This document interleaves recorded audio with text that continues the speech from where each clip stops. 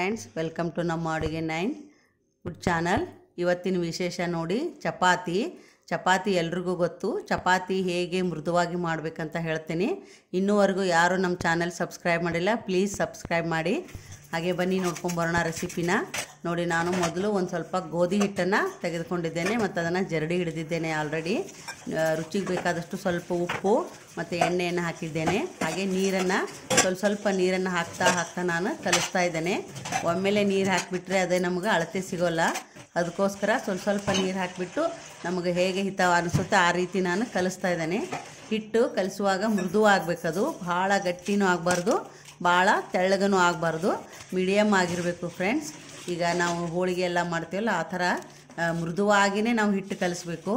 ಅಂದರೆ ಚಪಾತಿ ಭಾಳ ಮೃದುವಾಗಿ ಬರುತ್ತೆ, ತಿನ್ನೋಕ್ಕೂ ರುಚಿಯಾಗಿರುತ್ತೆ. ನೋಡಿ, ಈ ರೀತಿ ಕಲಿಸ್ಬಿಟ್ಟು ಒಂದು 15 ನಿಮಿಷ ನಾನು ಪ್ಲೇಟ್ ಮುಚ್ಚಿ ಇಟ್ಟಿದ್ದೇನೆ. 15 ನಿಮಿಷದ ನಂತರ ನಾವು ಮತ್ತೆ ಹಿಟ್ಟನ್ನು ತೆಗೆದುಕೊಂಡಾಗ ಭಾಳ ಸಾಫ್ಟಾಗಿರುತ್ತೆ. ನೋಡಿ, ಕೈಯಲ್ಲಿ ಹಿಡಿದಾಗ ಮೆತ್ತಗಾಗಿರುತ್ತೆ, ಮೃದುವಾಗಿದೆ. ನೋಡಿ, ನೈಸ್ ಆಗಿದೆ ಇದು ಹಿಟ್ಟು. ಈ ರೀತಿ ನಾನು ಮಣೆ ಮೇಲೆ ಹಾಕಿಬಿಟ್ಟು ಚಪಾತಿನ ಲಟ್ಟಿಸ್ತಾ ಇದ್ದೀನಿ.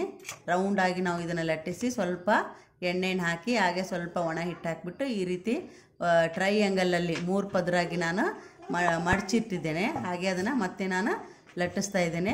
ರೌಂಡ್ ಸೇಫಾಗಿ ನಾವು ಲಟ್ಟಿಸ್ಬೇಕು ಇದನ್ನು ಚಪಾತಿನ. ನೋಡಿ, ಈ ಥರ ಭಾಳ ಚೆನ್ನಾಗಿ ಆಗುತ್ತೆ ಚಪಾತಿ.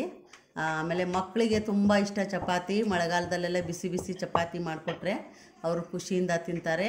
ಈಗಾಗಲೇ ತವೆಯನ್ನು ನಾನು ಗ್ಯಾಸ್ ಮೇಲೆ ಇಟ್ಟಿದ್ದೆ, ಈಗಾಗಲೇ ಕಾದಿದೆ ಅದು.